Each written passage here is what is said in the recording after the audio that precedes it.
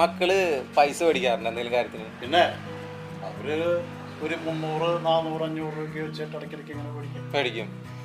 അതിന്റെ കണക്ക് വയ്ക്കാറുണ്ടോ?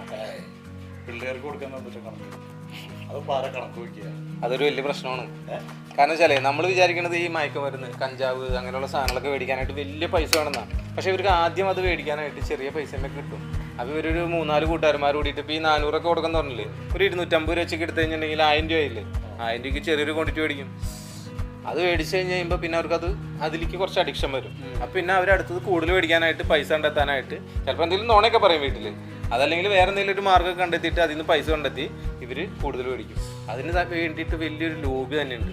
അപ്പോൾ നമ്മൾ ചെയ്യേണ്ട കാര്യം എന്താണെന്ന് വെച്ചിട്ടുണ്ടെങ്കിൽ, നമ്മൾ വീട്ടിൽ മക്കൾ എന്തെങ്കിലും ഒരു കാര്യത്തിന് പൈസ ചോദിച്ചാൽ 10 രൂപ ആയിക്കോട്ടെ, 100 രൂപ ആയിക്കോട്ടെ, 10,000 ആയിക്കോട്ടെ, എത്ര ആയിക്കോട്ടെ, കൃത്യമായിട്ടുള്ള കണക്ക് എന്താണെന്നുള്ളത് മേടിക്കും. ആദ്യം പിള്ളേര് 50 രൂപ മേടിച്ചിരുന്നുള്ളൂ, പിന്നെ അത് 100 150, 200, ഇപ്പം 500 വരെയായി.